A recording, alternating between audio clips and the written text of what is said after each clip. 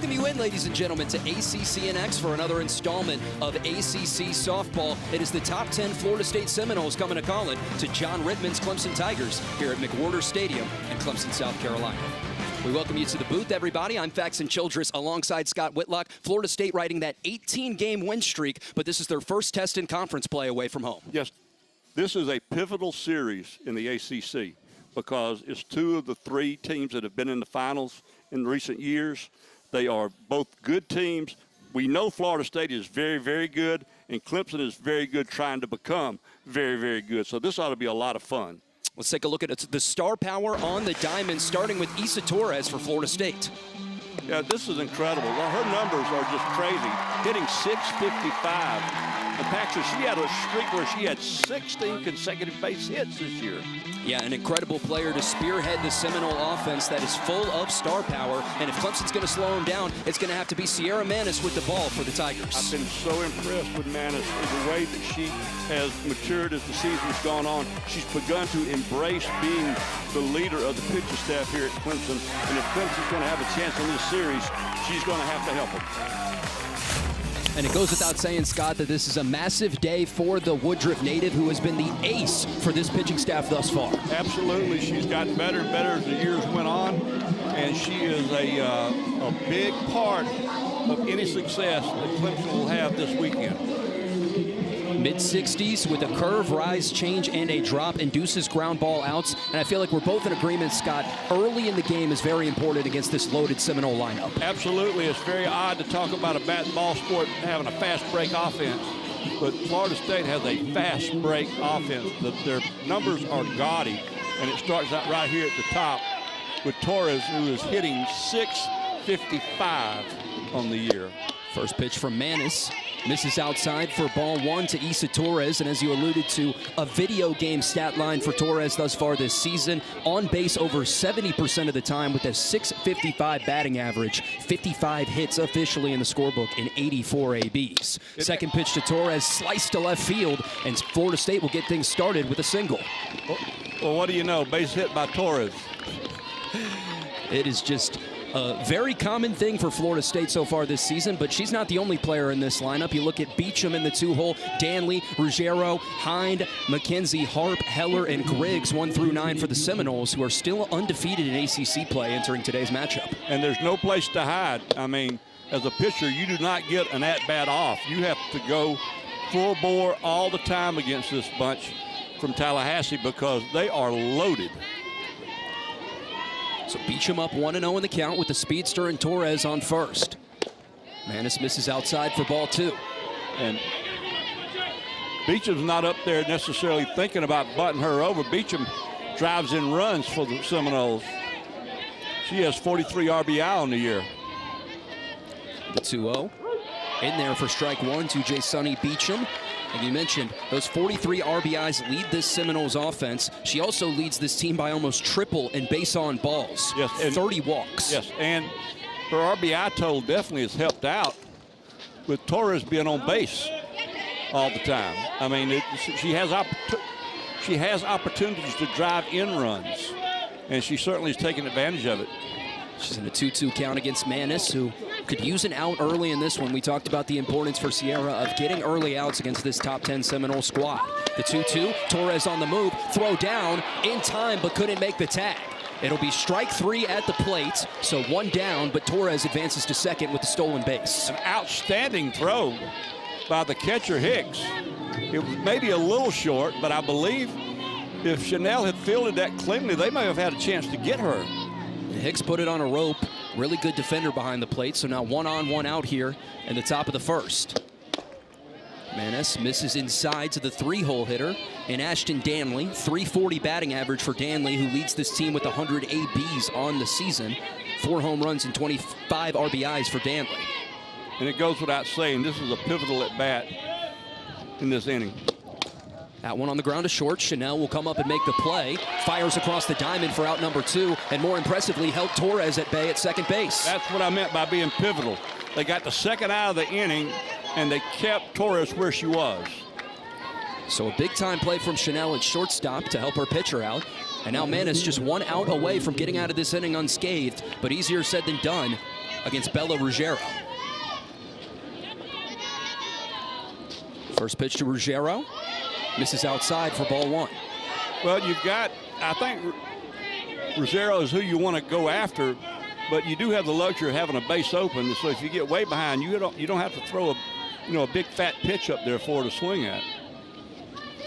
The 1-0. That one cracked to first base. Routine ground ball, and the play is made by Pavesi. We're off to the bottom of the first here on ACCNX. Sierra Menes wiggles out of a jam to start things out for the Tigers.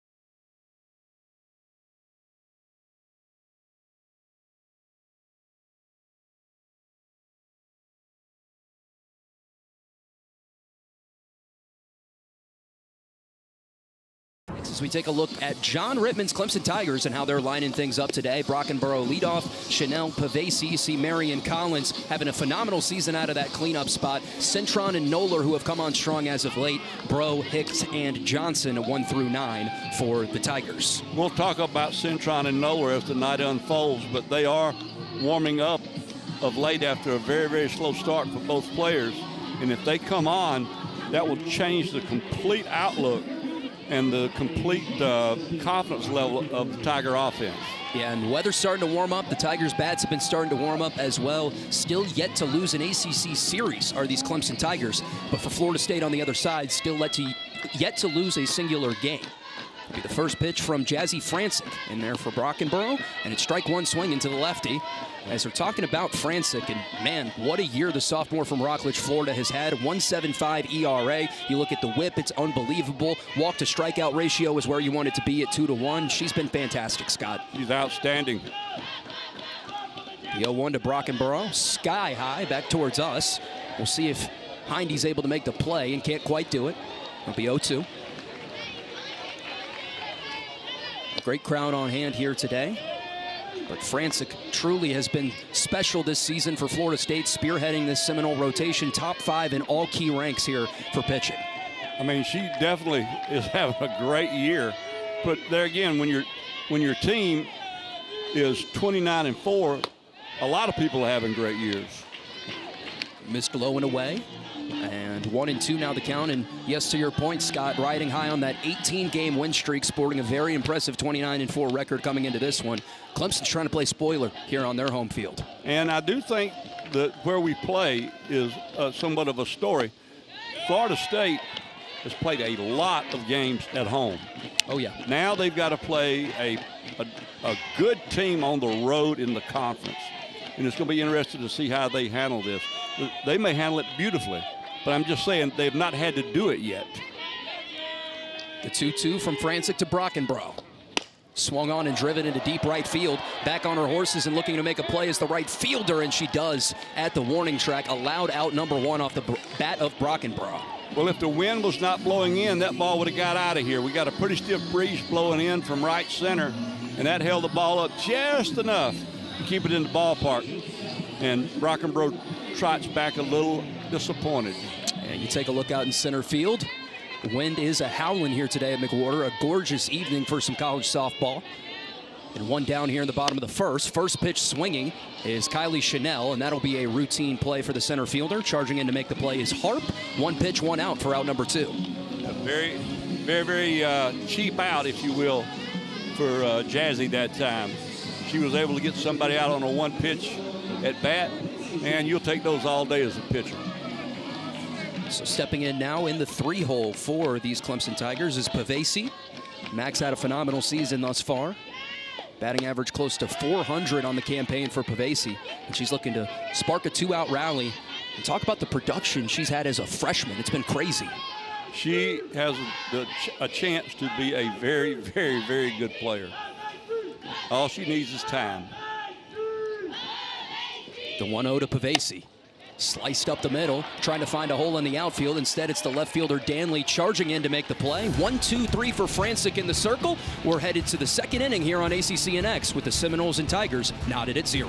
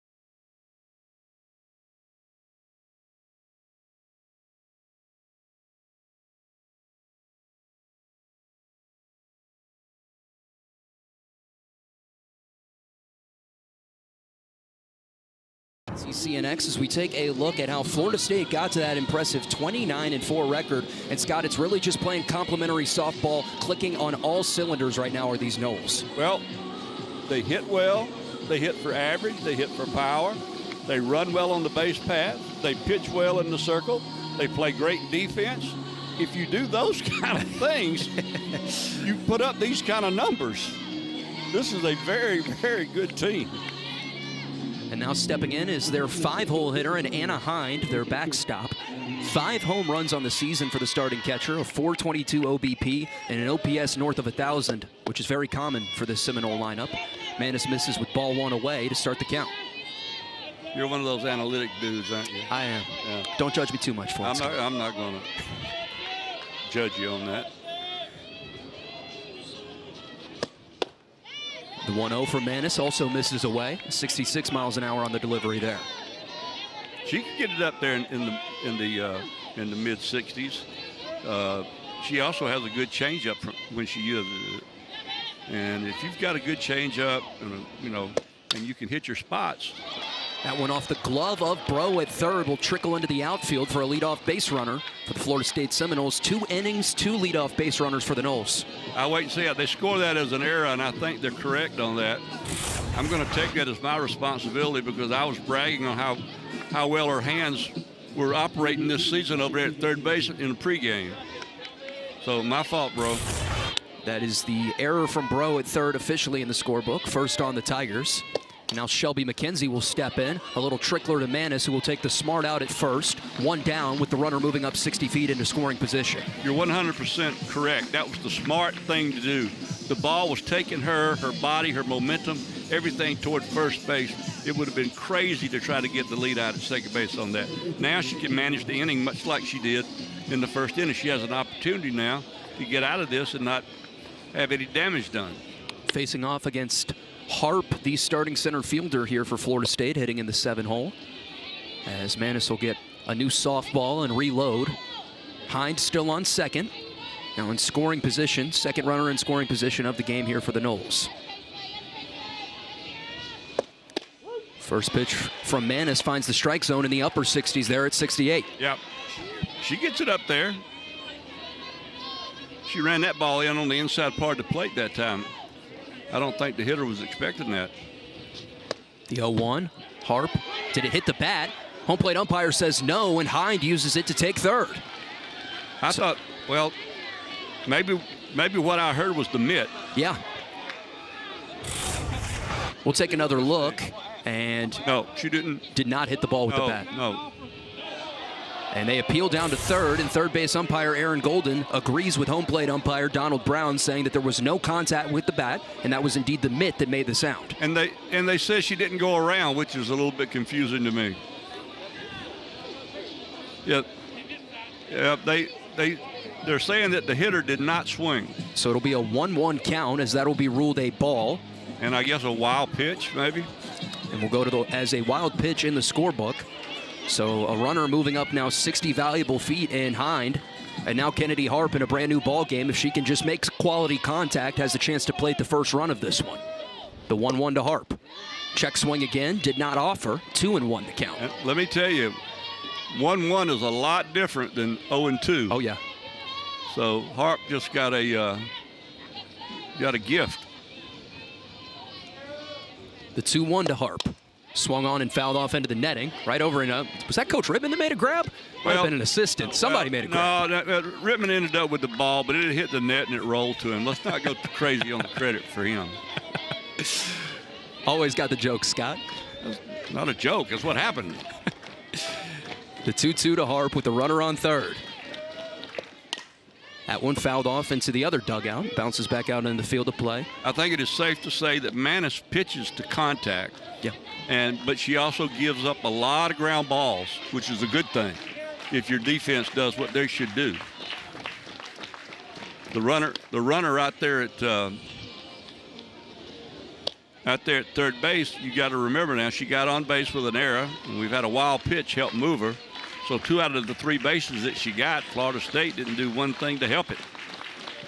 Manis looking to keep that runner at bay. The 2-2 skips up there for ball 3, and now a payoff pitch looming against Harp. This is another big pitch in this ball game. You don't want to get, Florida State can really get after you when they've got multiple runners on base. A lot of pressure here. Pivotal juncture in this game, as Florida State would love to strike first on the road.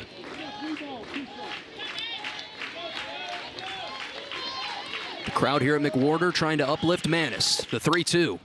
Fouled off over towards the first base dugout, and we'll do it again from a full count.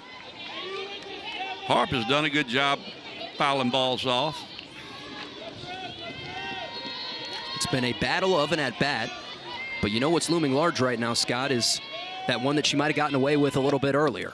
And now this one trickles by the catcher and Hicks. It's ball 4. She's able to keep Hind at bay at third, but it's runners on the corners with 1 down now for Florida State. I think Manis is complaining about the ball being slick. A lot of times a new ball is not scuffed up enough and it's slick, and a pitcher wants a ball that's a little dirty, that's been roughed up just a little bit. Is that because of the grip? Is it more difficult to grip a slick ball? Absolutely, it's because of the grip. So Manis will get a new softball. Runners now on the corners with Hind at third and Harp at first. And stepping in is the 8-hole hitter for Florida State and Marin Heller.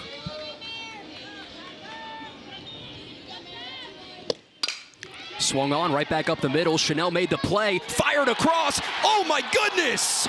Right there is an ESPN moment on her belly. How about that from Kylie Chanel? What a play. Goes to her knees, able to get the foot on the bag, fires across the diamond, and that is the most impressive double play you will see today. We're off to the bottom of the second here on ACCNX with Chanel stealing the show for the Tigers.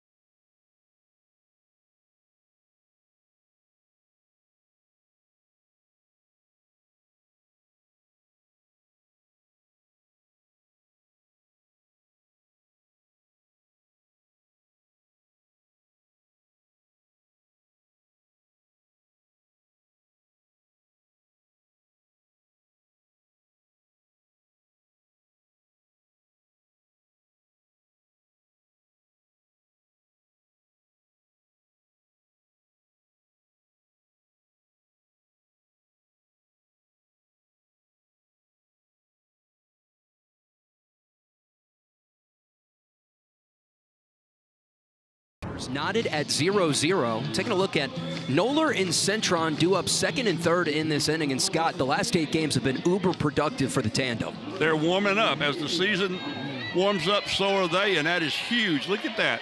They both have lifted their batting averages like by more than 50 points in the last 8 games. First pitch swinging is Marion Collins at a tricky spot at the hot corner, but the play made by the Noles for out number 1. Clemson continuing to attack the first pitch. Yes, they are. And that was an outstanding play by Beecham at third base. She came right across on that. If the shortstop had to make that play, I don't know if they get her because she would have been very, very deep in the hole. Now stepping up, Macy Centron. We just told you how hot she's been at the plate. Would love to keep the good vibes rolling here for the Tigers. It takes ball 1 low. Good vibes? Yeah. Vibes. Now, before we went on the air, you used the term carbs, and now you're using vibes? Yes. Oh. The 1-0 from Francic. That one misses low as well, 2-0. Any chance she's being uber cautious here against Centron, who's been red hot? I don't know who she's riding with. Uber cautious. Get the joke? I do think they're being very, very careful with her because they know Centron's hot. They know. Both of these coaching staffs do their homework, so yeah, they know what they're dealing with. The 2-0. Centron off the end of the bat to Beecham again at third. Routine play. 2 down quickly here in the bottom of the second. She wishes she had that one back. Does Centron. Hitter's count, it was up and in, and just couldn't quite turn on it in time. 67 miles an hour from Francic with the heater. Now stepping in, Julia Noller. Another one of those players that's been hot at the right time for the Tigers. Designated player here today. Had a great year last year. Oh, yeah. And she is definitely somebody that you need to always be aware of if you're playing against the Tigers. Noller would love to do some 2-out damage here against Francic, who's been mowing through the Tigers' order thus far. Noller, and that's going to find the gap out in right center field. She's thinking extra bases, and it's a 2-out double for Julia Noller, who stays red hot. Well, we talked about it. She is definitely riding a hot streak right now. And she just took that pitch and turned on it and drove it out there in the right center gap. There was no doubt it was going to the wall. First hit of the game for the Tigers, first extra base hit of the game for the Tigers, and they now have a runner in scoring position, applying some pressure to Francic for the first time today. Stepping in now for Clemson is Sarah Breaux, third baseman. This was another good freshman player for the Tigers. The Miami Springs native has been productive out of that 7 spot for the Tigers throughout the course of the season. OBP just shy of 400 for Breaux thus far this season. Takes ball 1 away, count now 1-1. And she's been very, very good defensively for the Tigers until I bragged on her. We're blaming you for that one? I'm taking the blame for that. That's fair. But it was off the air, so maybe it shouldn't count, but I'm still mad at myself. The 1-1. Good eye from Breaux, takes away, and the count now 2-1. I can't get over that play that Chanel made. I cannot get over that. What that was is impressive. The fact that she had the thoughts to do all of that stuff. That's a lot of stuff. The 2-1 to Breaux. Swung on and fouled off into the netting. Count now 2-2. Going, okay, I got to smother it. Now I need to get a foot on that bag. Okay, I've done that. Now I'm going to make a throw. Crazy. And it was just the IQ in that moment to realize that you can turn 2 is crazy. That's instinct. That is just nothing but instinct. They're working Breaux away because they've got her shaded toward right center. The 2-2. They go away again, and the count now 3-2. It's Hicks on deck. Johnson in the hole for the Tigers, who are looking to do some 2-out damage and break the knot at 0.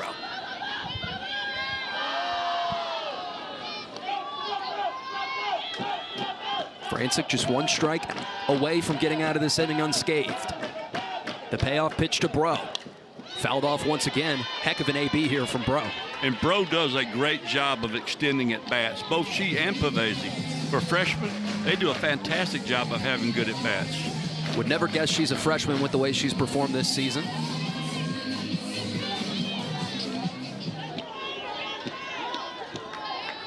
Payoff pitch number 2 to Bro.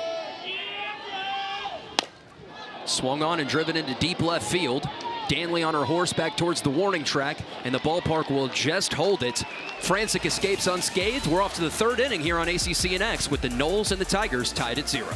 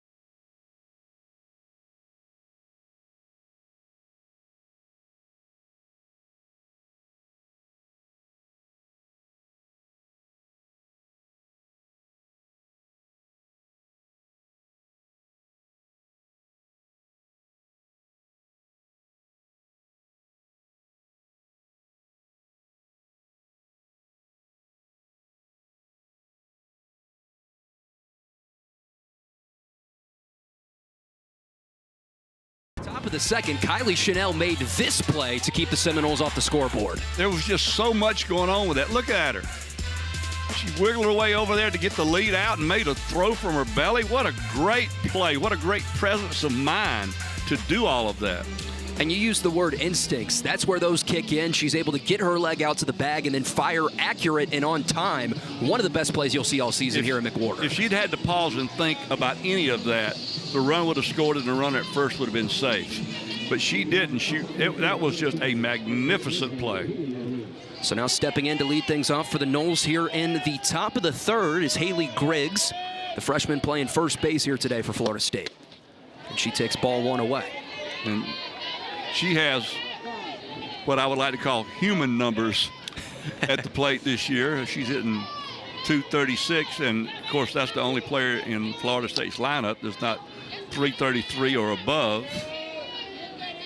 And that's not taking anything away from her. Chanel in the hole off the back foot. It's short, not in time to get the speedy Griggs. And it'll be a 3rd leadoff base runner in as many innings for Florida State. And that is an important statement you just made. You cannot continue to let the leadoff runner get on every inning and expect to shut a ball club out.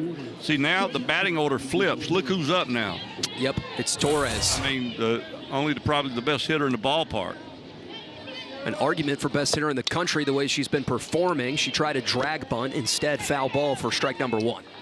And it'll be interesting to see how Florida State wants to attack this situation. They've got speed on base and speed at the plate. Well, the short game is a lot of her game. So, her bunting is not necessarily strictly sacrificed. I mean, she can beat out a bunted ball for a base hit. You take a look at Issa Torres, first-team All-American with incredible statistics this season, but Manis has got her down 0-2 in the count here in the 3rd. So we take another look. The 16 consecutive hits this season was an NCAA record, and that just seems fake. It's not fake, but it seems fake with how impressive it is. It's hard to, nobody walked her. She didn't strike out. She didn't pop up 16 straight times. Crazy. The 0-2 to Torres. Maybe a setup pitch there, misses away, and the count now 1-2. That was definitely a waste. You've got that luxury when you get 0-2 leads in the count. Yep. It's where you want to live if you're Sierra Manis. Keep an eye on Griggs over at first with 5 stolen bases. This one on the ground. And taking the smart play once again at first base is Collins. So runner moves up to second base. 1 down here in the top of the 3rd. That was an out, yes, but a productive out. It moved the runner. There was nothing anybody could do about that. That's just the way the play shook out.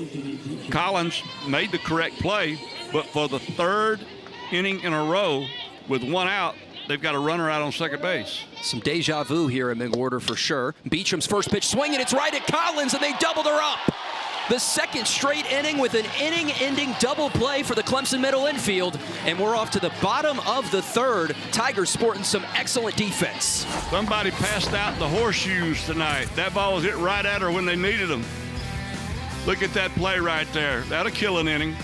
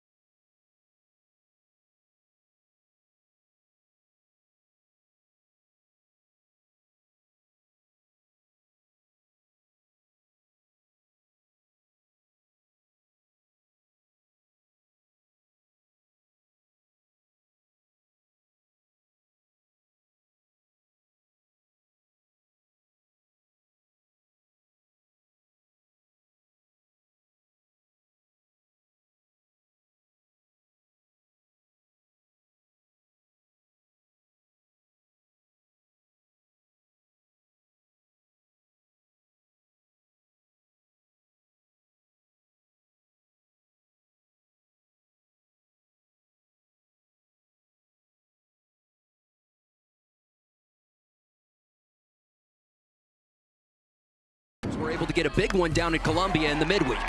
This was a solid performance by the Tigers in a midweek game against a very good South Carolina team. And Manis, you can tell this game meant a little bit to her being a native of South Carolina. She understands the importance of the rivalry, and the Tigers rolled in 6 innings, 8-0 down in Columbia over the ranked South Carolina Gamecocks. You take a look at the game summary, and the Tigers really were able to do death by a million paper cuts, 12 singles out of their 13 hits. They had their way with the Gamecocks Wednesday night. So Corey Hicks is going to look to get the party started here in the bottom of the third for these Tigers. Still knotted at 0-0 here. And she takes ball one upstairs. What have you seen thus far from Jazzy Francic in the circle for Florida State? Poise. She don't seem to, nothing seems to bother her. And she's a fine pitcher. She's got a lot of the pitches that you need, but she's got presence out there on the mound. Finds the strike zone to even the count up at 1-1, and working very quickly and efficiently as well. Yep, I like that point too. She does get up there, give me the ball, let's go. No time to play games for Francic. Hicks is looking to give Clemson their first leadoff base runner of this evening's game. Takes the 1-1 low and now leads the count 2-1. I had a pitcher tell me one time we got 3 outs on 4 pitches. And I told her, I said, when she came in the dugout, I said, that is a great job. She said, I don't get paid to throw extra pitches, Coach. I get the same amount no matter what. The 2-1 from Francic. Hicks on the ground to third. Beecham across the diamond. 1 out here in the bottom of the third. Beecham's been sharp at the hot corner for Florida State. She has, and she is a solid player that shows surprising range back in that first inning. But again, Florida State is a very, very good team. I know it's redundant to just keep praising these players, but they're good. They've been phenomenal this season. You don't fluke an 18-game win streak in ACC softball. No, you do not. Kylie Johnson will take strike one on the outside corner. The junior from Wesley Chapel, Florida, having a nice junior campaign here for the Tigers. Been very solid in the outfield. Oh, yeah. Known more for her glove, but also capable at the plate. That one fouled off into the netting in the count to 0-2. She had a game again in the Georgia Tech series where she was just outstanding out there. Great crowd here at McWhorter. A beautiful evening. Marketing team's done a great job as always as well. And they always pack this place out. The 0-2. That one lifted into left field. And ballpark will not hold that one. The leaping Danley gave effort. But that'll be a souvenir for a fan in the outfield. Yep, and those youngsters run down there and they grab that ball. Oh, yeah. Gotta love the game day environment and atmosphere here with people pulling up chairs in the outfield and obviously packing the bleachers as well. Just really a truly one-of-one type of feel here at McWhorter. This is literally a must-come situation. If you're a softball fan, Oh, absolutely. you need to take in a game here because what they've done to create an atmosphere here is fantastic. It's a true home field advantage here at McWhorter, and see, make that young lady's day with a souvenir softball. She'll remember that one for a long, long time. Yes, you will. What are we doing here now? We're still having trouble with the softballs. Yeah, and it appears Francic has also made a couple complaints about the quality of the softball, or maybe the newness of the softball, as you alluded to previously. So she'll get a new softball and try and reload in the circle now. Usually you have them scuffed up before the game. You don't want to give an umpire a new ball.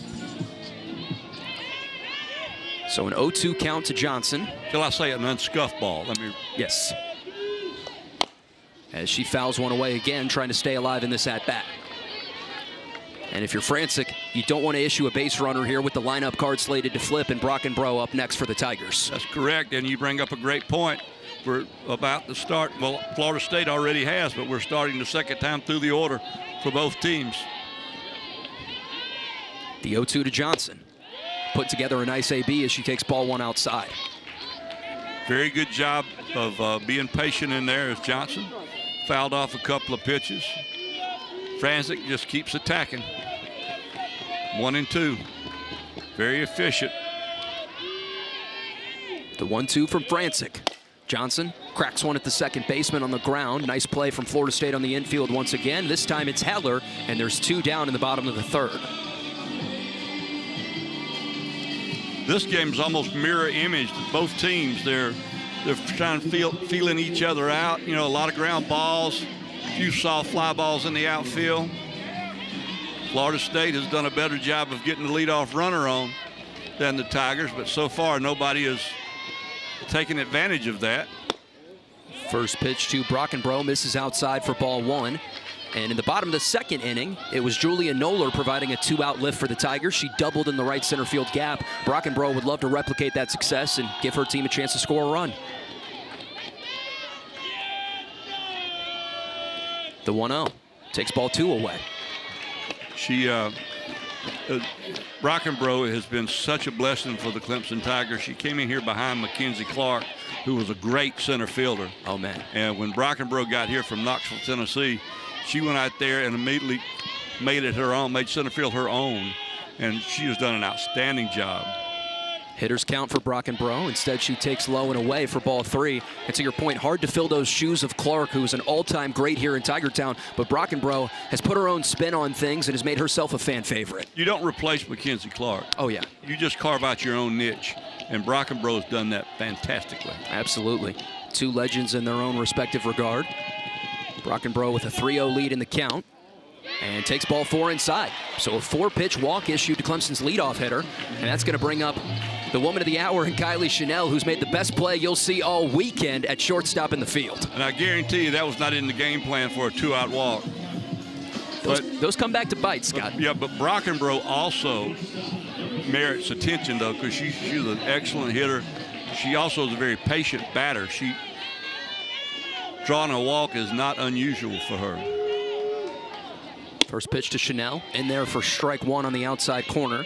Oh, it's so good for a pitcher after a walk to come back here and just hammer strike one.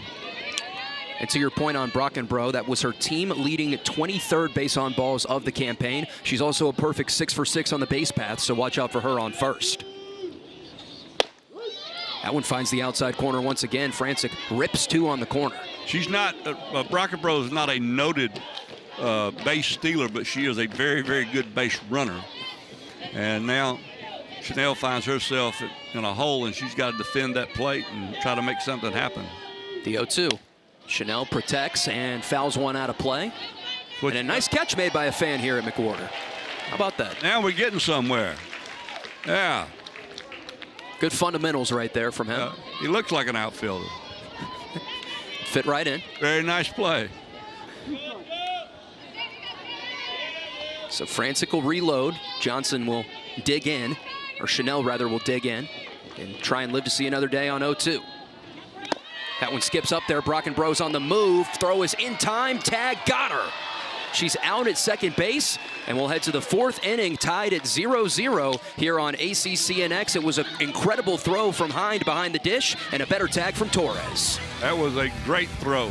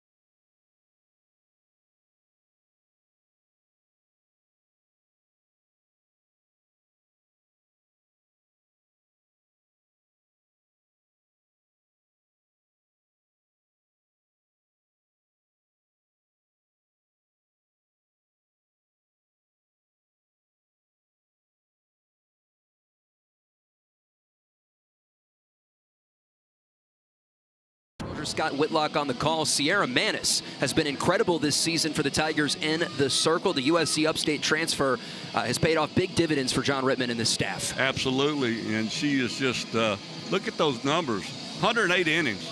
The cliche we use is a workhorse, and she has been a workhorse, just doing all sorts of work for this Tiger team. She's just so much about what they do. First in the conference in innings pitched, third in ERA. What do you want out of somebody? First pitch to the three-hole hitter on the ground, diving effort, fire to first. Oh, and the throw was not on target. Could be a play at second, and now caught is Danley. Back to the bag, and she's in there. What a chaotic sequence of events that started with a web gem from Collins, but the throw was not accurate, and Danley fortunate to get back in there at first. Yes. Great job of hustle by Hicks getting down there to back up that play. You see, Collins made a rush throw, and the ball was wide of Pavese, but Hicks, being on the double, kept that kid off of second base. They say ball base back up, and Hicks, following protocol right there, and able to get behind the play. It's a 1-0 count to Ruggiero. And also got to give credit to Danley, because if she slid to any other part of the bag, she was dead to rights. She went to that outside corner and went around the tag. Yes.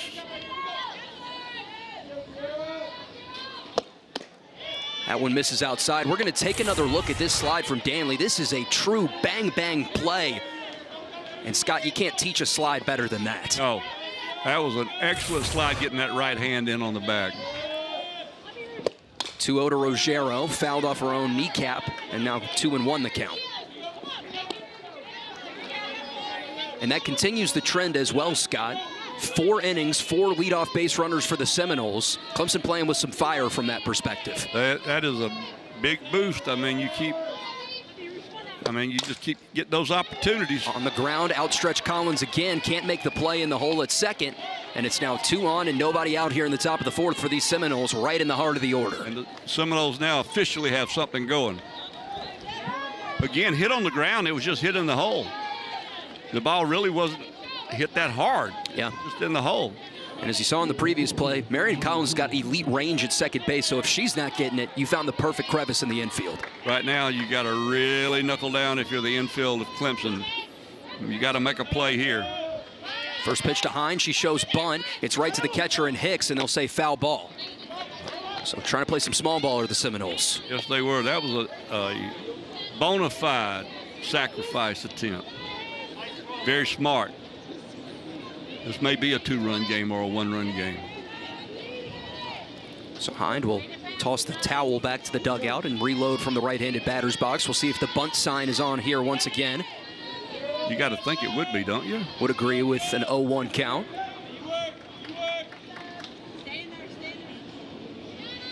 Manis will wind up and fire. It is a bunt. She missed it, and an 0-2 count. So now it's decision time for Florida State. Yeah. Hind is a very, very good player and a good hitter, great receiver behind the plate. But on that particular bunt, she did not look committed to it. She was kind of like, okay, I'm bunting, but my heart's not in it. But now, if you're Manis, you cannot let her hurt you now. 0-2. The 0-2 from Manis. That one blooped over the second baseman's head. Right fielder and Centron will charge in to make the play. Fires to Bro, who scurries to make the scoop. And there's one down in the top of the 4th. Everybody in the outfield needs to calm down a little bit. Just calm down a little bit. These throws are going everywhere. So Centron able to make the play. Her teammate picks her up, and Bro over there at third. And a big out number 1 for Manis. That was a huge out. Once again, runner on second base and nobody out. And they get that out. It'll bring up Shelby McKenzie, who was first pitch swinging last time and is again off the glove of Collins, and that is going to plate the first run of the game for the Seminoles. They kept giving themselves an opportunity by getting runners on base, and finally a ball finds a hole out there with a runner in score position, and the Seminoles are up 1-0. As we take another look, McKenzie first pitch swung last AB. It was the same here. It hit the glove of Collins and trickled into center. And now runners on the corners with just 1 out and a run on the scoreboard for Florida State, who's taking the lead. Okay, right now you got to decide if you're Clemson. What's the priority? Getting the out or not letting the run score? That runner on third is Ruggiero, McKenzie at first, and Kennedy Harp into the right-handed batter's box. She's first pitch swinging as well. Fouled one off her own ankle for strike one. This may be a bit of an adjustment that you're seeing Florida State make. Go early, go early, go early. And we've seen Clemson try and jump on the first pitch. But to your point, Scott, they're stealing that philosophy here in the fourth, and it's paying dividends. That one misses outside. 1-1 now the count. As in an ideal world, you'd love a double play, but to your point, a sharp hit ground ball, you got to make a split-second decision. Yep, and then they're playing the infield in, so that tells me they're going to try to keep the runner from scoring. That one on the ground is short, and firing to first and making the play is Chanel, but a run will score once again, so it'll go down as an RBI ground out for Harp, plating Ruggiero. 2-0 Seminoles. I think in Chanel's opinion, that ball was not hit sharp enough for her to make a play at home. So she decided to get the out at first base to maybe try to quiet the damage, but there's 2 outs and there's still a runner out there in scoring position. The ground balls that Clemson needed hit with a little less velocity were able to sneak through, and the one they needed hit hard. A little trickler to shortstop. Yep. So Florida State finding the right places at the right time, and that'll bring up Marin Heller with a 1-0 lead in the count, and still a runner in scoring position for the Noles. And this is what good teams do. You know, they always just manage to find the hole with a runner on base. And that one over the head of Collins on cue. It will plate a third Seminole. McKenzie comes around to score, and Heller slides in at second. They just hit the ball. They hit the ball. And again, we had an overthrow in the outfield. We might have had a play at second base on that. But I guess we'll never know. But if you look right here, well, we're going to see the runner score. But I thought they may have had a chance to get Heller. So they'll talk things over with Manis in the circle here. With the Tigers infield, just kind of try and hit the reset button, as this feels like a big out to get to limit the damage, and the 9-hole hitter in Griggs. But more importantly, Scott, you don't want that lineup card flipping back to Torres. That's right. You do not want to face Torres this inning, because if you do, that means there's 2 runners on, or at least 1 run is scored. Haley Griggs 1 for 1 with a single. That one on the ground at second. Collins will make the play. Fire to first on the bat. Oh no, they're going to say safe. She came off the bag, and it will plate another Seminole run. Heller ran all the way through the play and scores. It'll be 4-0 Noles. I think we're going to see a request of a replay on that, because I think that they think she missed the base on her first touch. It looked like from our angle that she made contact with the base. We're going to get a better angle from our replay crew. Let's take a look. Let's see. Oh, that's close. I thought she got the base with the side of her foot, but I could be wrong. See, I think her foot's on the base there. So Coach Rittman will appeal and ask for this play to be reviewed as we take another look. And I think I'm with you, Scott. After seeing a couple different angles, there appeared to be some contact with the side of the foot from Pavesi to the first base bag. But don't be surprised if the decision is that it's too close to overturn. And that's where the call on the field is so important. You got to have that indisputable evidence to overturn it. The terminology that's haunted sports fans on the wrong side of calls for years and years. So a big swing point here is obviously the difference between 3-0 and 4-0 against a team like Florida State is a large one. And that angle right there has to be the one. If you are going to get an overturn for Coach Rittman and these Tigers, was there contact with the side of the foot on first base?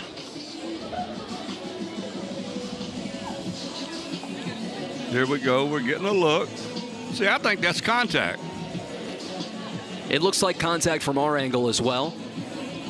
And then poses the question, is there dirt in between her shoe and the bag, or is she actually making contact with the bag? But from that angle, it does appear that she indeed makes contact with the bag. So we'll wait official confirmation. That is what I believe. That is what I believe as well. But goes without saying that Clemson needs some momentum right now, and this would be nice to get out of the inning, limiting the damage at 3. It surely would.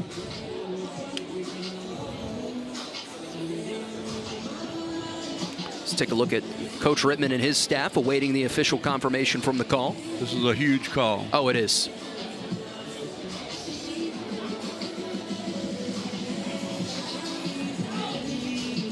Crew has looked at the tape, and we are awaiting an official decision.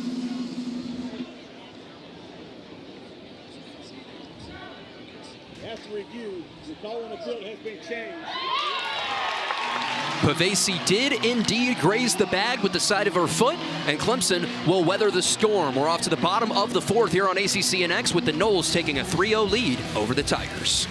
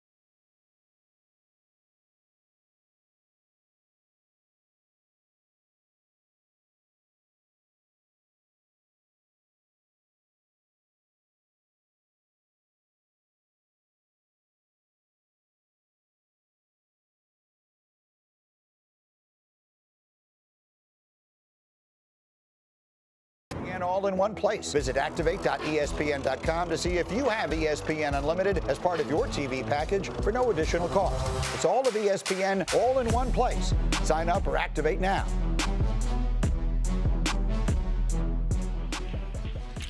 We welcome you back into ACCNX, ACC softball action here with Faxon Childress and Scott Whitlock. And it is a 1-0 lead in the count for Kylie Chanel, as Clemson's looking to bounce back after surrendering 3 runs in the top of the frame. They quick pitched us, didn't they? Oh, yeah. Sped it up on us a little bit. We had a whole package for you guys letting you know what was going on in Tiger Town this weekend, but we'll save it for later. No biggie. A 2-0 lead now in the count for Chanel. And thinking back to the bottom of the third, Chanel was up, down 0-2 in the count, and Brockenbrough was thrown out stealing. And now she has a fresh batch of balls and strikes. A 2-0 lead in the count. Second time through the batting order for the Tigers. Francis will fire on the ground, on the hot corner. Did it stay fair? They'll say foul ball. Oh, it feathered off in the foul territory before it crossed the bag. It had already hit the ground, so all it needed to do was go over the bag of fair territory, but it didn't. We'll take a look, and that is the correct call from our vantage point, from our third base umpire, Aaron Golden. 2-1. That one on the ground to the left side of the infield. Not an easy play against Chanel, but made by Torres. 1 down here in the bottom of the fourth. Torres rifled that one across the diamond. She doesn't have a weakness in her game that I've found yet. She can run, she can hit for power, she can hit for average, she can field at a high level. She's incredible. Throws the ball well, good IQ. Truly one of the nation's best, Anissa Torres at shortstop for the Seminoles. And now stepping in for the Tigers, Mac Pavesi. First pitch swinging over the outstretched arms of Torres. And she's thinking extra bases, will pump the brakes at first. Great job of going with the pitch that time by Pavesi. Kept it simple. Pavesi's freshman season remains impressive as we take another look. Going Oppo Taco for that one for the single.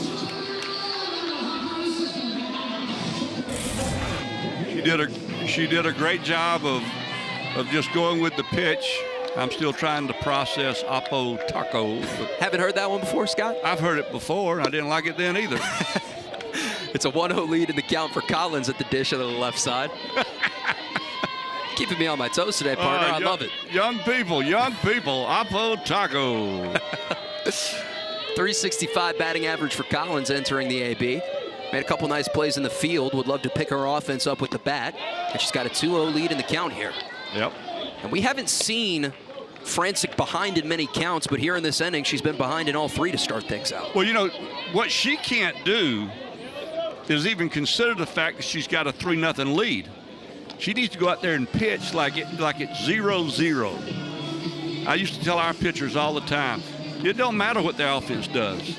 Every inning is your new inning, and your job is 0-0. You don't have 3 runs to play with. You don't have 4 runs to play with.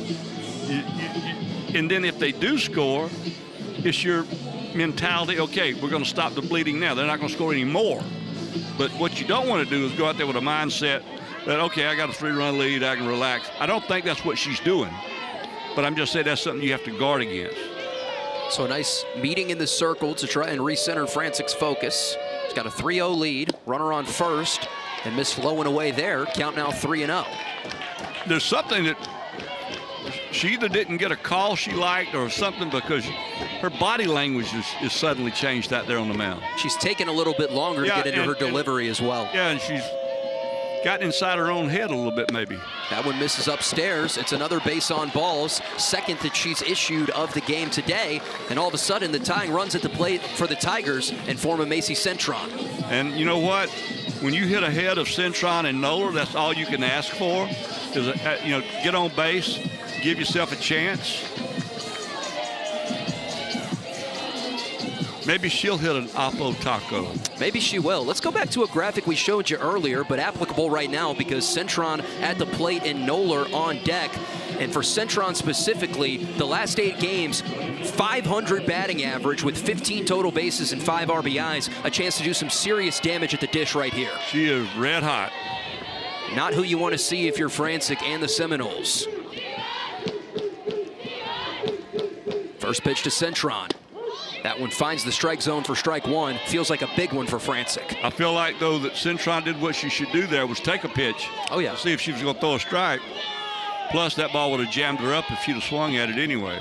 That's what happened to her first time around. They went up and in on Centron. They go inside once again, and the count now 1-1. Have to feel like that's the scouting report. Yes, they don't want her to get extended. They're trying to keep that ball nice and tight. You know, if that finds the middle of the plate, Macy can send it a long way out of here at McWhorter. We've seen her do it many a time. The 1-1. Centron, a cut, finds the outfield. They're going to send Pavesi now. They're going to pump the brakes, and it will be bases juiced here in the bottom of the 4th for the Tigers. It was originally the go from Rittman, and then he said, hold on, pump the brakes, partner. It was the right call, too, because you're down 3. Okay, and you don't want to make the first out at home plate or the next out at home plate. Let's take another look from this angle. Finds the right crevice in the outfield. It was a nice play from Ruggiero charging in, and you see that stop sign right there from Coach Rittman. Pavesi wise to lay up. Johnny was all the way down toward the plate with the stop sign out.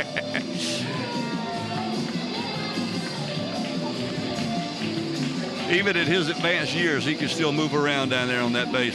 How about that, Scott? That's something. It's always good to see. We got a pitching change coming. We're going to take a quick break. We'll introduce the new Seminole pitcher on the other side here in the bottom of the 4th on ACCNX.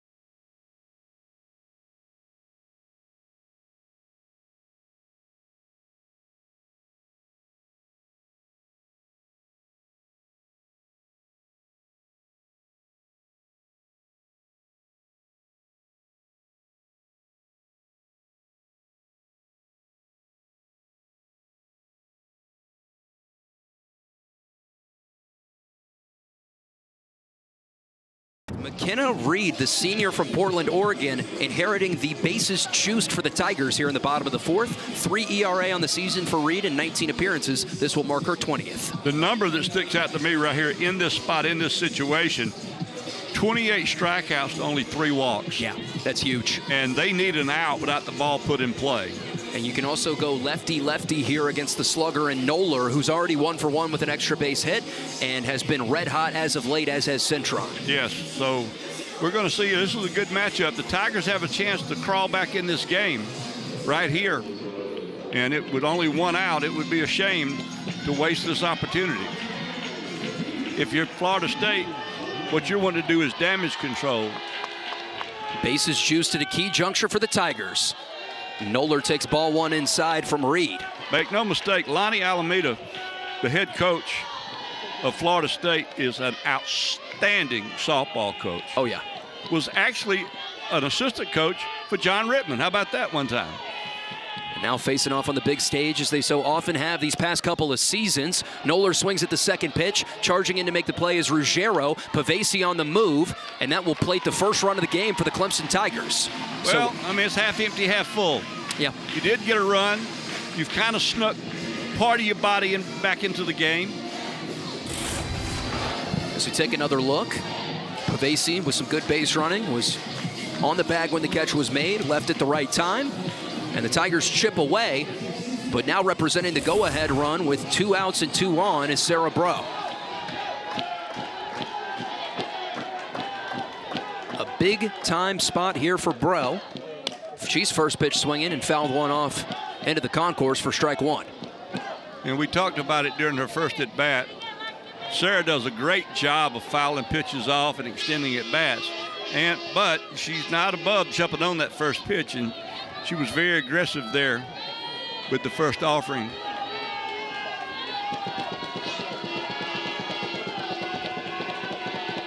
The 0-1. Bro swinging again into the netting, and the count now 0-2. I like Bro's mindset. I'm up there driving a run. Yeah, very aggressive. I'm going to go get it. The mindset's good. We'll see if it works out or not. But for Reed right now, Reed wants to make this pitch happen right here. The 0-2 from McKenna Reed to Bro. Missed outside, has a couple pitches to play with, and the count now 1-2. It's Collins on second, who's got good speed. Centron on first. If you're Centron, you definitely don't want to make an out at third base. Oh, yeah. So you got to be sure before you come to third. Never make that third out at third base. The 1-2. Bro, good eye, takes away for ball 2. If you're the lead runner out there at second base, you're scoring all the way unless Coach Rittman throws up that stop sign again.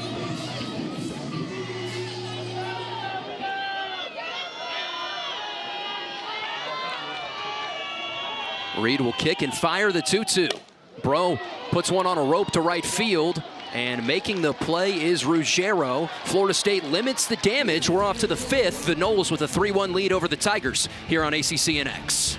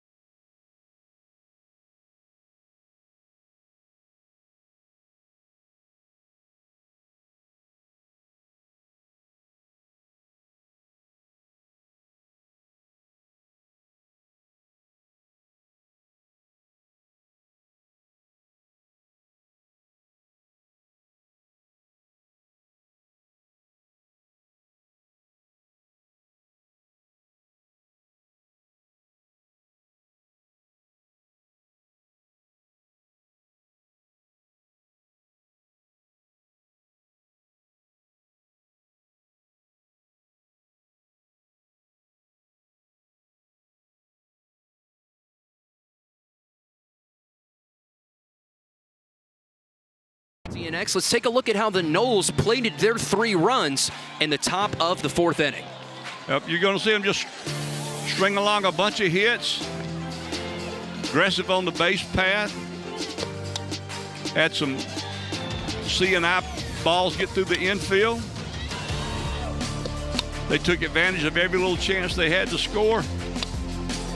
And then that was the big one with 2 outs, able to find the gap for extra bases. Yes. To put the Noles ahead 3-0 at the time. Clemson was able to claw back in the bottom of the frame and get one back. But it's still Sierra Manis for the Tigers in the circle, and she would hope to keep Florida State at bay the rest of the way. That's her job right now, is no more. That's how she's got to think about it. So the lineup card slated to flip for the third time today for the Seminoles. It will be Torres leading off the inning as she led off the game. And we bragged on Issa Torres a ton throughout the course of this one. We also have a defensive substitution for the Tigers as Ava Wilson will take her spot in right field. Yes. What she's doing, she's out there now for defensive purposes. When Centron's come back, her at bat comes back around, I think you'll see her re-enter. I think. Agreed there. First pitch to Torres, misses away for ball 1. And for Issa Torres, batting average has dropped from 655 to 651 tonight, going 1 of 2. Yeah. Got a single and a stolen base. Off day. As she tries the bunt right there. Back for a strike, and the count now 1-1. I still want to wrap back to that 16 consecutive hits from Torres earlier in the campaign, an NCAA record, and I just can't even fathom how you do that 16 consecutive times. Sounds like something you make up, but it really happened. Crazy. That one misses low and away, and Torres definitely has a claim as the nation's best shortstop. We mentioned she was first-team All-America last year, trending towards that once again this season in the 2026 campaign. You can make an argument for her being right now the best player in the country. That one right back at Manis, who was able to spear it. That was 76 off the bat. Great reactions from Sierra for out number 1. Yeah. I don't know if we have a hockey team in town, but that was a great glove save by Manis. I like that one, Scott. As he take another look, a little backhand, able to field her position.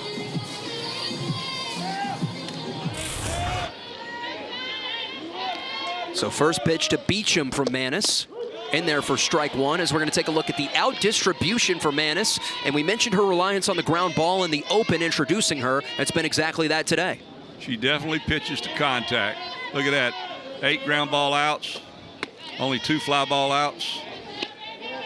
She's going to invite that contact, and the goal is that it's weak and at somebody when you get it. It's got Beecham, the third baseman for the Noles, in a 1-1 count. Manis delivers that one on the ground to Collins at second. Routine play, scoops to first, and 2 up, 2 down here in the top of the 5th, just what the doctor ordered for Manis. So far, so good. So stepping in now for Florida State will be their starting left fielder in Ashton Danley. Danley 1 for 2, had a single back in the 4th inning and grounded out all the way back in the 1st. Sun's starting to set here at McWhorter as you see the shade creeping in here in the infield. Still some sunshine in the outfield as Manis has got another lead in the count 0-1. But if you don't like this environment, and if you don't like the way this crowd looks and how everything feels when you come in here to a ball game, you don't like softball. Oh, very much the case. Because this is a fantastic play, and I've seen a bunch of them. Yeah. I mean, I've been around a while, and this right here, I'll tell you, there may be some that seat more, but I guarantee you the electricity that runs through this place is something special.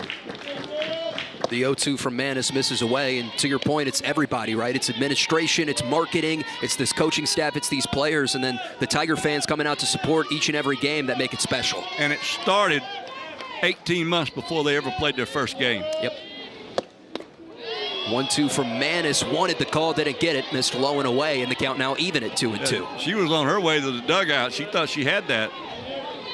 Hicks did her best to frame it behind the dish, but home plate umpire Donald Brown says close but no cigar. We'll go again from 2-2. That one fouled off over towards the Seminole dugout, and Danley will live to see another day at the plate.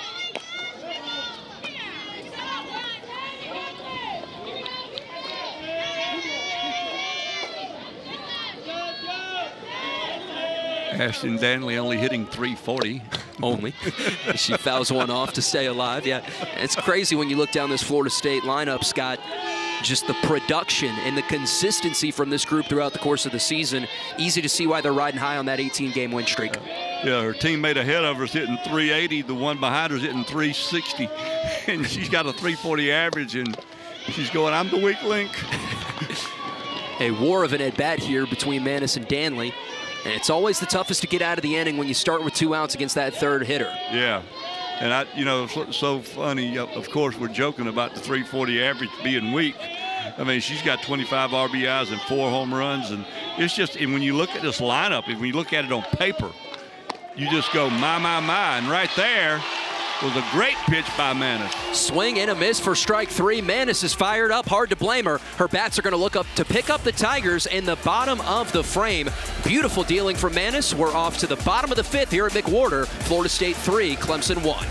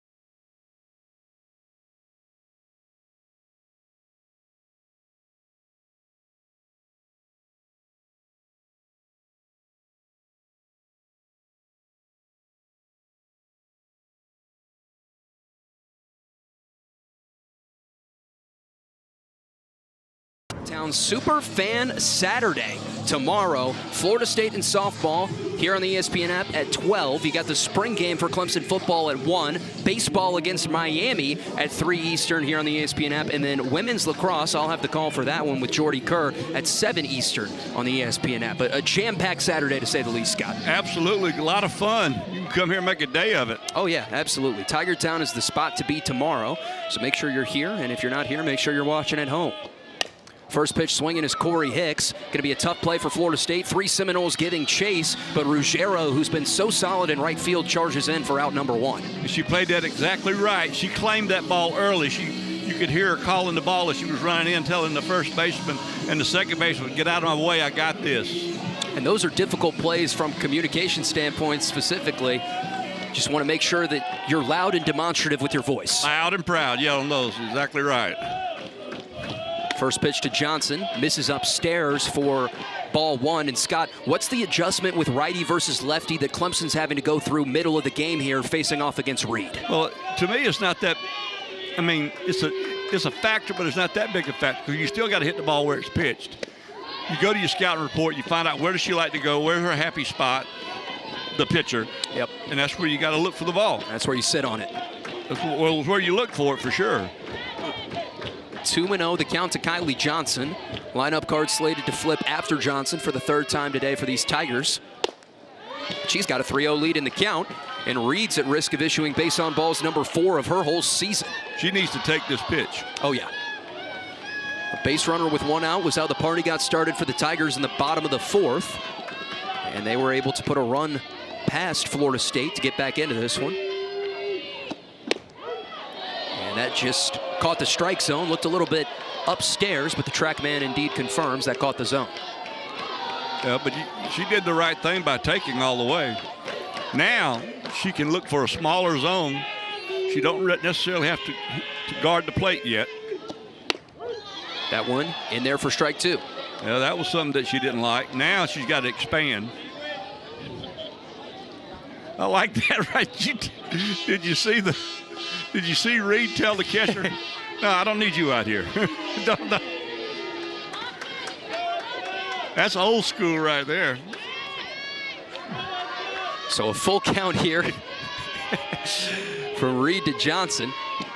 The 3-2. Johnson lifts one towards the dugout, first base line, and enough room to make the play for Griggs. There's 2 down in the bottom of the 5th. And that's a bit disappointing. You get ahead in the count 3-0 and you end up making an out with a foul ball. But you got to give Reed credit. She came back all the way and got it done. Yeah, that's always got to be a little bit challenging as a pitcher. Down 3-0 in the count, but rifled 2 strikes in there at the top of the zone and made a big pitch to get out number 2. A tall task here against the leadoff hitter for the Tigers in Brockenbrough. She swings through the first pitch for strike 1.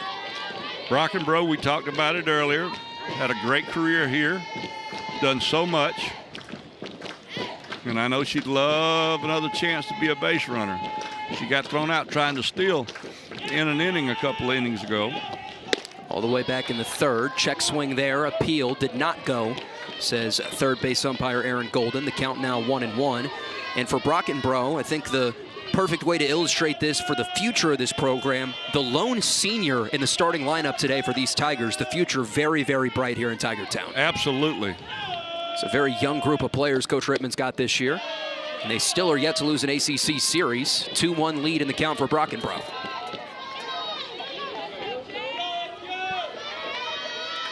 There's Johnny Ballgame down there. He's done an incredible job with this program the last handful of years. Brockenbrough fouled one off for strike 2. Actually, and I say this with everybody with which I work, John Rittman is a fabulous coach, but he is a better human being. Yeah. That is a good man right there. Don't let looks fool you. He's smart. As we take another look. And that one fouled off right back into the home plate umpire and Donald Brown. So Brown will talk things over with Coach Rittman, who's coming down, and also a classy move from the backstop for Florida State and Hyde, who immediately recognized that the home plate umpire had been hit and took the meeting in the circle for her squad. So we'll hit the reset button and hope Mr. Brown's all right behind the dish. Yep. Nobody wants to see anybody hurt. So we'll reload from 2-2. McKenna Reed looking for a 1-2-3 bottom of the 5th. Jamison Brockenbrough looking to play spoiler and give the Tigers some momentum. And almost ran in and hit her way inside for ball 3. Yeah, there's inside and then there's way inside, and that was way inside. But it was not up around the head. It wasn't intentional. Payoff pitch to Brockenbrough. The 3-2. Swung on and sliced down the third base line, just fouling over the outstretched arms of Beecham. And knowing Beecham's range over there, I almost thought she was going to get that one. Great effort. She'd have been maybe 3 inches taller. She might have made that. We'll take another look, and very close over there for Beecham.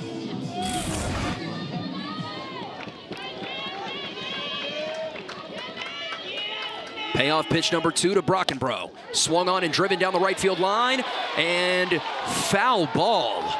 Wow. A backbreaker for the Tigers, who thought they were in store for extra bases, and Jose Chaparro says, no ma'am, on the first base line. Close play. Yeah, I don't want to make too big a comment till I can get a look. Ooh, that's close. If it was foul, it was just foul. And Coach Rittman will make a slow stroll across the diamond. He wants to talk things over with Chaparro. We don't have a look straight down the line, I don't think. And there was at least a portion of the ball that I think was in foul territory, but it only takes a little bit of the ball to hit that line to be a fair ball. So it does not appear we will have a review, and they will confirm the call of foul ball. A bad break for the Tigers, and Brockenbrough will reload from the left-hand side. Reed delivers. Swung on and fouled off into the netting. Looks like it hit the catcher in the mitt as well. It'll be payoff pitch number 4 on the horizon. This is what Brockenbrough does very well. We've talked about it. I think we even brushed on it tonight earlier. She sees a lot of pitches, fouls a lot of pitches off. She and Bro are both very, very good at it. That's what you want from your leadoff hitter if you're Coach Rittman. Payoff pitch number 4. Brockenbrough lifts one to the left center field gap, ranging and making the grab on her horses is Danley. We're off to the 6th inning here on ACCNX. Florida State on top of Clemson by a score of 3-1.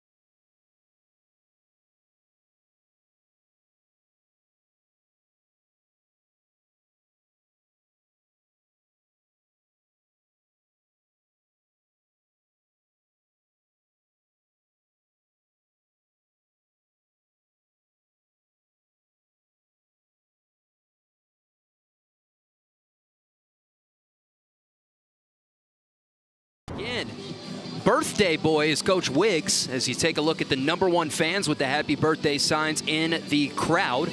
And you love to see that with some support as you take a look at Coach Wiggs. And obviously, Coach Rittman's staff is just such a big part of the success here in Tigertown over the last handful of years. Well, I got to tell you something about young Ryan Willigman. His father, Rich, was a college coach for many, many years. Head coach at Oklahoma State at one time. Started his career out at Texas Tech. Worked as an assistant coach before retiring. And it's just in his blood. And he's a fine young assistant coach. First pitch swinging is Ruggiero charging in to make the play, and not quite as Johnson. And will be a leadoff base runner, the 5th and 6th innings of work for Florida State. And that was just a little bloop single there. I don't think Johnson could have done anything else. I mean, she gave it all she had. Full extension right there from Johnson. And to your point, felt like she got a good break on the ball. Close but no cigar. And now a runner on first with nobody out for Hind stepping in for the Seminoles. Good job by Chanel out there running, following up the play. Was able to grab the ball and keep the hitter off of second base. Tigers have had a couple examples of that, of backing up the play, that have paid dividends for this group today. Yeah, we saw Hicks do it. Yep. That one off of Hicks's glove. And will advance the runner 60 feet to second base. So Ruggiero into scoring position. A 2-0 lead in the count for Hind at the dish. And the Tigers really need to keep this Seminoles offense in check at just 3 runs. Yeah, self-inflicted error. I mean, wounds, not errors. Self-inflicted wounds are just not needed right now. You're trying to hang on and keep them right where they're at if you're Clemson. And, of course, Florida State would like nothing more than to get that 1 run back and add more. And there's nobody out, and they got a runner in scoring position again, I think, for about the 4th time in 6 innings. Yep. This will be the 10th AB with a runner in scoring position for Florida State. They've been living in scoring position. And now a 3-1 lead in the count for Hind.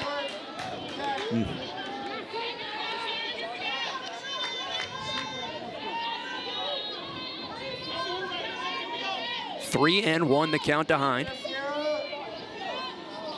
Manis delivers. Missed. Oh, got in there for strike 2. Yeah, looks like Hind that thought she was going for the base on balls, and a late strike issued from Donald Brown. Yeah, don't have a quick trigger with Mr. Brown back there. So a payoff pitch looming here for Manis. She fires to Hind. That one missed away for ball 4. Yeah. A little more patience there for myself. There you go. Nice job. Do you need a replay on that, or are you convinced that was a ball? I'm convinced. I'm convinced. Good man. Not going to bug our replay crew too much. They've done an excellent job today. Outstanding job. We got a pinch runner coming in. We do. Number 24. And that will be Maddie Frey checking in for the Florida State Seminoles. It's actually Fry. Fry, you're correct. John Rittman's going to go out here and talk to his troops. Going to talk situation. So Rittman will talk things over with his crew. Nobody warming up yet in the Clemson bullpen. That's what I was trying to get a look at myself, and I don't see anybody out there. Let's take a look at Coach Rittman's resume. 7th season as the Clemson head coach, won the ACC tournament last year, 3 super regional appearances, and 21 career NCAA tournament appearances for the man with the plan. A heck of a resume that he boasts to his ledger. Yep, he's the man with the plan. Johnny Ballgame. Looking to get out of this situation unscathed and keep this at just a 3-1 deficit as Coach Rittman's ladies. And something to watch for here with Fry on first and Ruggiero on second. McKenzie, who's stepping in now as the designated player, has swung at the first pitch both times she's been up. Last time was an RBI single on the first pitch. We'll see what her approach is here. She's first pitch swinging, that one foul. That's been more or less their approach. They've been very aggressive against Manis, which I think is fine. Manis does not possess the 72-mile-an-hour pitch to throw by you. 0-1 to McKenzie, fouled off into the netting. And she is yet to take a pitch. First pitch swinging the first time, ground out. First pitch swinging the second time, RBI single. Now 3rd time around, she swung at both pitches. Only seen 4 today in her 3rd at-bat. She obviously doesn't get paid by the pitch. The 0-2 swung on at the first baseman and looking for two and couldn't quite make the play with the Tigers, but they do get the lead runner at second. Ruggiero will bump to third. Fry is out, and a nice play from Pavesi retires out number one here in the top of the sixth. And let's see what we got going now. We got another pinch runner going in. This one's going to be, looks like number 6. yeah, Sturgis. Yeah, so McKenna Sturgis will be running on first base, trying to play situational softball here at Florida State. She's a freshman utility player is how they have her listed.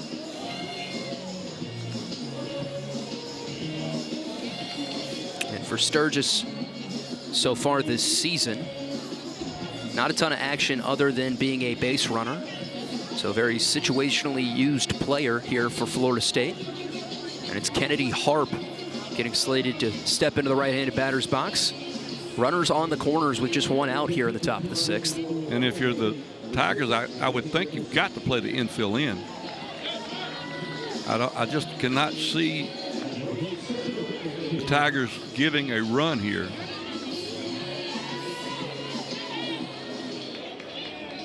You might I don't know. Do you consider double play depth in the middle? I don't know, but I just don't think you can. You can't afford to give up another run. I don't think so. 1-0 the count to Harp, and Harp's got good speed. Maybe that's part of the consideration as well for creeping the infield in. Well, Ruggiero not known for her wheels necessarily at third. That one, a swing and a miss for strike one. Now, the last time she did that, they called it a ball. That is true. That is true all the way back in that second inning. The 1-1. Skipped up there, runner on the move, and they'll just throw back to Manis to be safe. So now two runners in scoring position for Harp, and your question gets answered as the double play threat has been eliminated. Yep, and now you can also build a case for being careful here. You got a base open, set up forces at every base. A 3-1 count, and maybe that is the path to success here for the Tigers, is to issue the free pass and set up a force at every bag. You don't squeeze here, do you? No bunt from Harp. Instead lifts one down the right field line in foul territory. Wilson gives chase, and almost looked like she let that go intentionally. That was an intentional let it fall. So don't be too hard on Ava Wilson out there in right field. She was instructed to let that ball drop. They know that they cannot afford to give up runs here. And you have to imagine Ruggiero would have been on the move if she would have caught that, would have set up a play at the plate. The 3-2 low for ball 4. And now, I mean, we're kind of getting down to cases, aren't we? Yes. It'll be Heller stepping in once again for the Seminoles. The bases are juiced with just one out in the top of the sixth. Still no activity in the Clemson bullpen, as it appears this will be Manis's jam to get out of. And now we do have somebody recently warming here in number 43 for the Tigers, and Kiera Crosby. So we'll see if they want to turn things over to the freshman. First pitch was a ball to Heller. Well, there's a lot of things you got to consider here. We'll touch on it here as we weave through this at bat, maybe. The 1-0. Okay, you're in the 6th inning now. Manis has thrown quite a few pitches. You're down 2 runs. Down 2 runs to Florida State's like being down 4 runs to a lot of teams. This is a series. We got games tomorrow and we got games Sunday. How much do you want to use up Manis tonight? That one right at the second baseman, firing back to first. It's another excellent play from the middle infield. The third double play turn from the Tigers tandem up the middle, and they're out of the inning unscathed. We head to the bottom of the 6th, a lift of momentum for the home team Clemson Tigers, courtesy of Marion Collins, as they'll look to chip away at this deficit. Noles leading 3-1.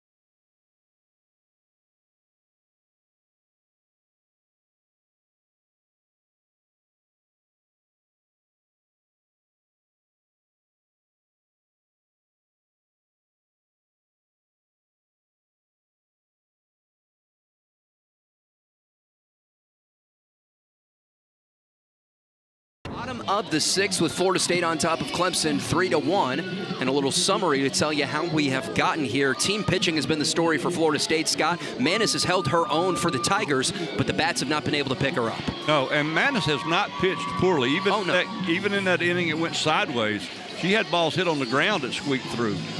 They did have the one big shot, one extra base hit in that inning, I think. Maybe I'm wrong.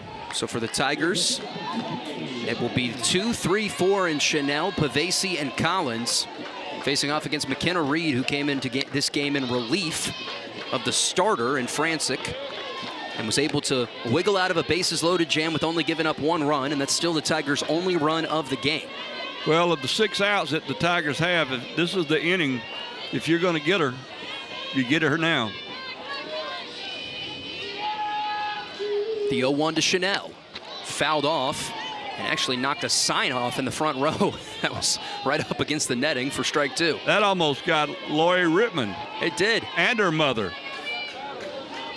That would not have been good. Cannot be coming for the first lady of Clemson softball No. there. You can't do that. Worse off, the Queen's mother. Oh, no. The 0-2 to Chanel. That's Miss Judy down there sitting by Miss Rittman. We'd blame John. That's who Coach Rittman. We'd blame Coach Rittman. Yeah. I'm sensing a common theme there. I'll turn on him in a heartbeat. The 1-2 to Chanel. That one lifted to right field, and once again, right at Ruggiero, who's made a ton of plays and hasn't had to move a ton to make them. Well, the balls have been, some of them have been hit firmly, but not like super hard. You know, I mean, soft line drives in the outfield. That is, they've had a number of fly ball outs tonight. Making contact hasn't been the struggle for the Tigers, as Pavesi will swing at the first pitch, lifted to center field. And as if on cue, Harp will make the play for out number 2. The Tigers are still yet to strike out, yet only have 1 run on the scoreboard at the bottom of the 6th. Yeah. It's just amazing how the good teams find different ways to get runs across. So it'll be Marion Collins in another lefty-lefty clash against Reed here with 2 down. First pitch to Collins in there for a strike. And it is not like either one of these teams have played poorly tonight. No. This is high-level softball here at McWhorter. 0-1 to Collins. Popped in the infield. Could be difficult and finds the circle. Unbelievable. Reed made no effort to field the position. Have to imagine that she was called off by one of her infielders. And Clemson with the look what I found breath of fresh air here in the bottom of the 6th. That was a 64-foot lob wedge.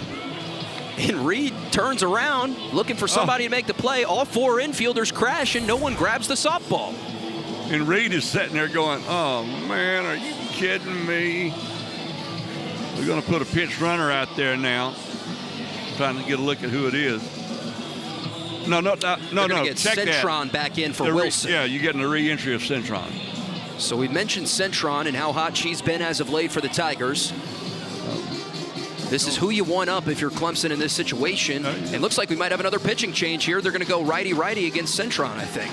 What they're doing is not letting Clemson see a pitcher twice.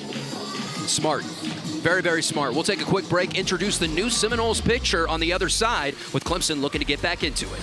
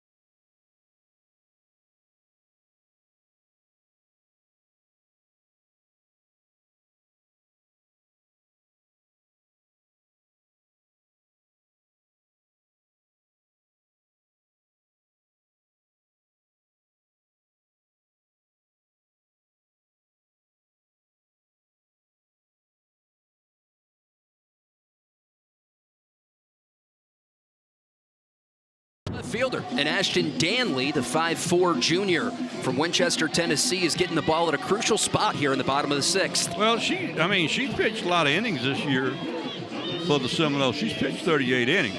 She's third on the team in innings pitched. And, but, you know, when you hit 340, they've got to put you in the lineup. So Collins over on first base and Centron at the dish with 2 down. Takes ball 1 low. Good job that time by Centron, just looking at one. You take a look at the numbers on the season for Danley, as Scott alluded to.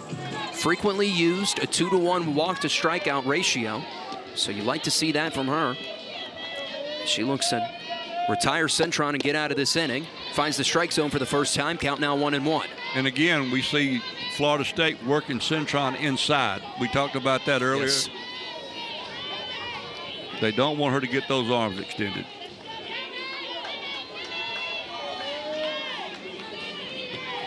The 1-1 to Centron.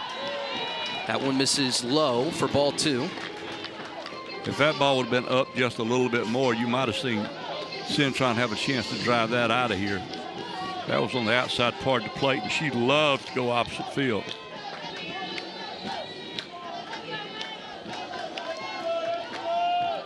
The 2-1 to Centron. Swung on and right back at the pitcher. She'll trot it over and scoop it to first. One batter faced, 1 out for Danley. We're off to the 7th inning here at McWhorter. Florida State on top of Clemson by a score of 3-1.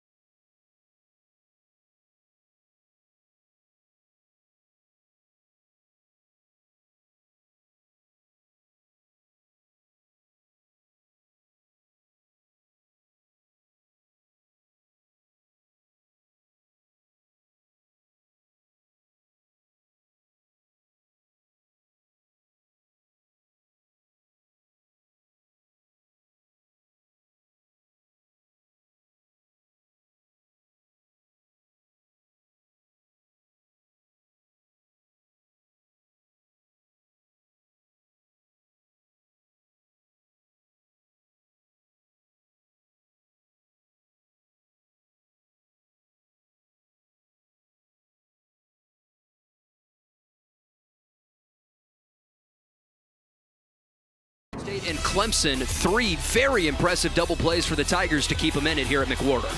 Well, the first one we saw, you won't see a better one all year. And then you see Collins right here have a 4 unassisted and then a 4-3 line drive double play. And they have supported Manis very well this game.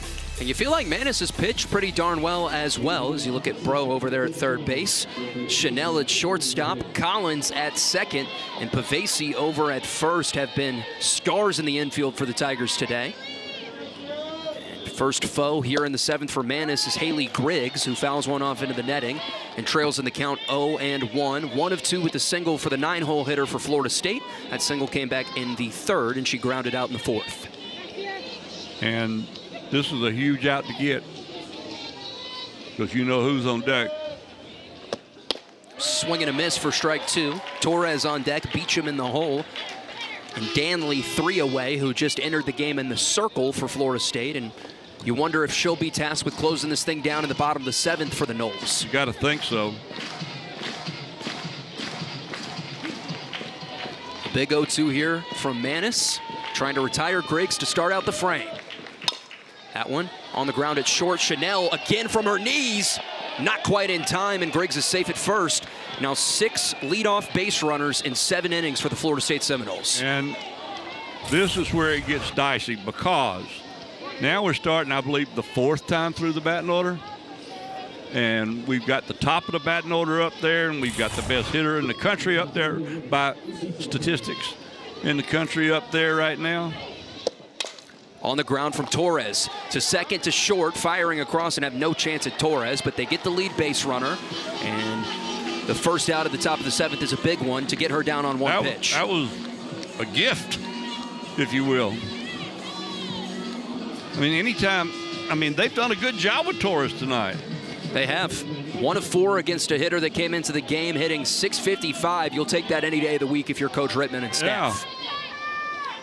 Yeah. Sunny Beecham now stepping in. Has been very impressive in the field, but still looking for her first hit.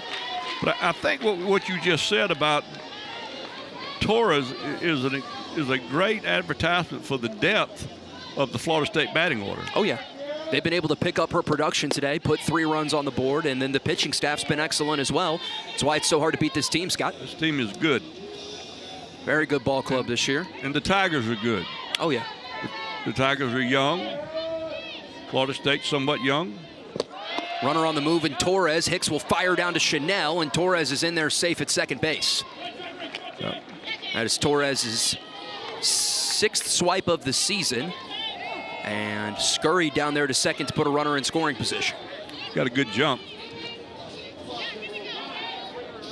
I'm wondering if she did get too good a jump. And Coach Rittman is going to come out and potentially appeal that with the home plate umpire and Donald Brown. They'll meet in the circle here. And Clemson is indeed challenging that the runner on first was leaving early, so we'll take a review, and that's a good call from you, Scott, as you picked up on that very early. Well, I have seen a few games. Just a few. And she got a very, very good jump. I can't say I did not witness her leaving early, but I know when somebody gets a really, really good jump, and that one might be a fraction early. So we didn't have replay back when I retired, and I would have loved it, but I would have probably irritated everybody because I would have wanted to review every pitch. Let's see what we got here. Take another look. Oh, that's close. Let's go back now. Very close. When does the ball leave the hand is the question, and is that foot still on the bag? And from our view, I think she's going to remain safe on second base. I do too, after seeing the replay. Just a matter of maybe a split second right there. I don't know how they could overturn it. Yep. So Torres looks pretty confident on second base that she'll be staying put, and we'll await the call. We'll see.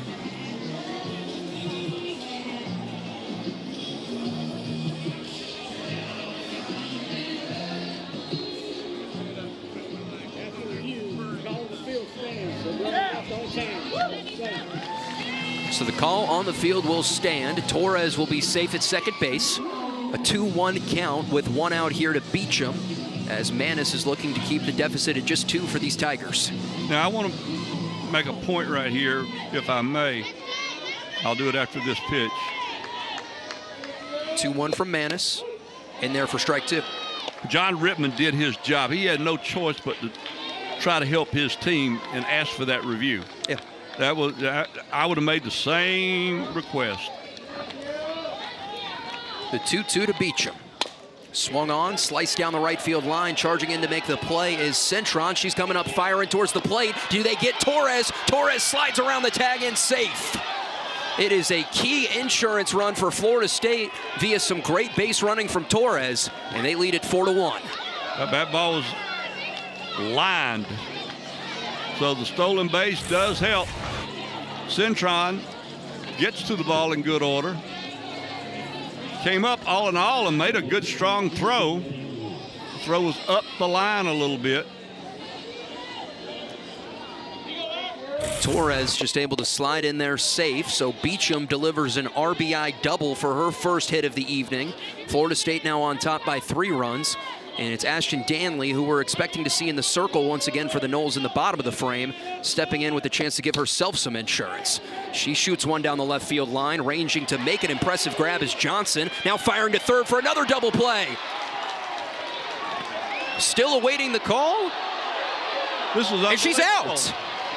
So it took almost 5 seconds to come to a conclusion And Donald Brown was actually the one that came in to make the call. And I have to imagine that we might be getting a review here, Scott.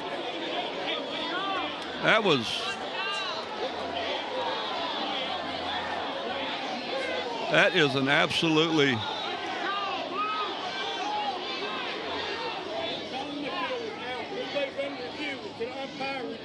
Umpire review, says home plate umpire Donald Brown. Call on the field is out, and if that is the call, it would be the 4th double play turned in 7 innings from the Tigers. The only thing that I can say is that the third base umpire perhaps was running out for the fly ball in foul territory. And in that case, the rotation would have been, or should have been, the home plate umpire going out to third. And so I'm not... I'm just... And from that angle... You can't tell. You can't tell because you can't see her left foot. Yeah. But it does not appear that there's contact with the bag. The tag's applied there. I think she's out. I think she's out. This angle should be very telling as you see Bro comes across to swipe. And that's a tough call to overturn if you're wearing Seminole colors and rooting for the Noles. That's a hard call right there. And the umpires have a rotation system, when they have to go out and make a call here, there, and yonder. And as I've said many times, I don't want their job. But it was kind of odd for us looking because we had 2 umpires staring at each other for about maybe a quarter of a second. And so we'll just have to wait like everybody else to see what's going on. There was an out. You have to imagine that this is the angle that's going to be telling. It looks like the tag was applied. That looks like an out. You can see the whole base, and there's no body part on the base for Beecham. So tentatively anticipating the call to be confirmed here and headed to the bottom of the frame, but not after some confusion first. So we'll await the decision from Donald Brown here. He'll walk out and make the call. After review, we have an out. The 4th double play turned by the Clemson Tigers in 7 innings. We'll see if they can walk this thing off and pull the comeback in the bottom of the 7th here on ACC and X.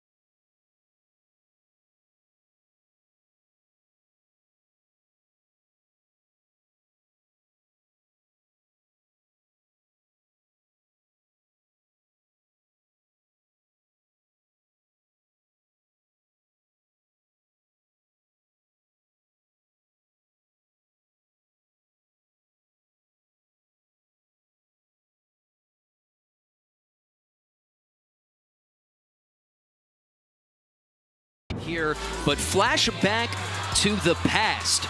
The ACC tournament last season where the Tigers reigned victorious over the Florida State Seminoles. Scott, what a moment for this program. That was a huge home run by Johnson, and McCubbin came in and did a great job of shutting things down. And the Tigers claimed an automatic bid on a championship. And you take a look at the box score. Johnson with that big 2-run blast in the 7th inning. McCubbin was nails, a 2-1 war, and the Tigers reigned victorious as the 2 seed in the conference over the 1 seed Seminoles. And you look at that box score, Clemson only had 3 hits on the day. Obviously, they made them all count.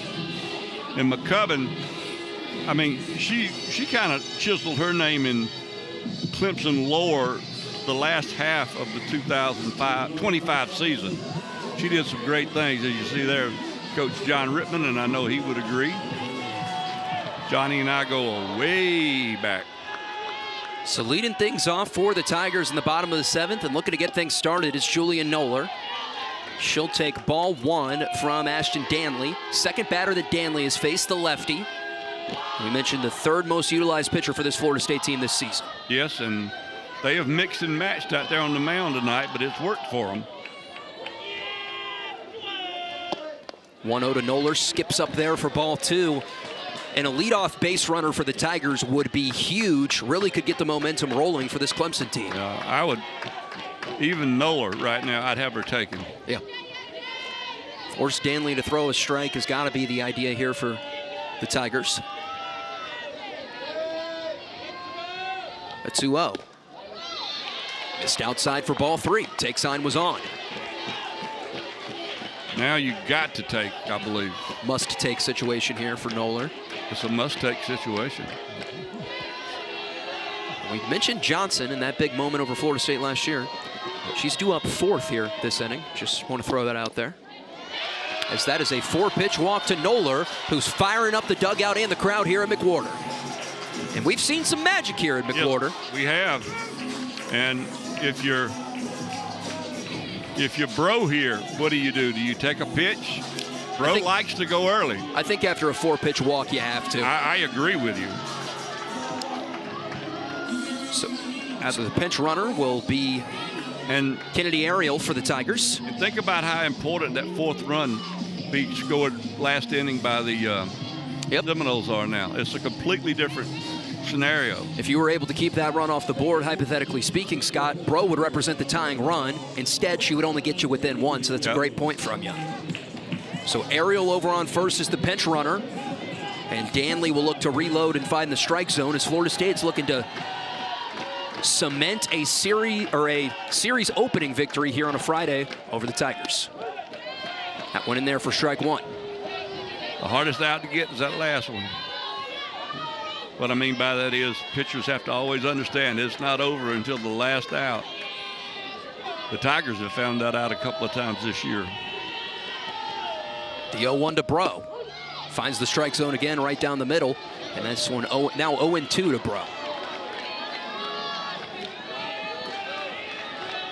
Tigers down to their final 3 outs of offense. Bro will be protecting here.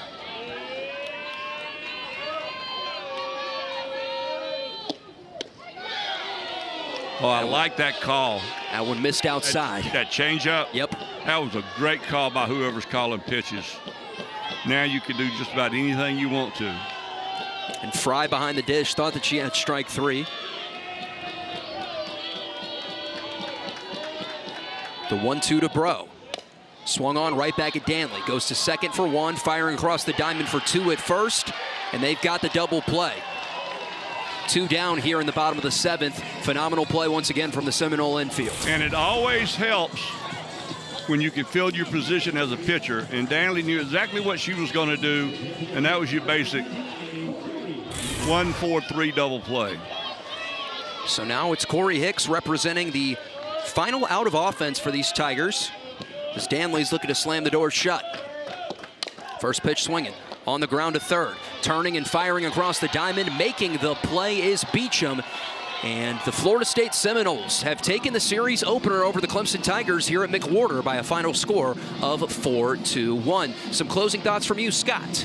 A good ball game played by 2 good teams. I think that tonight the team that took advantage of their opportunities was the team that won.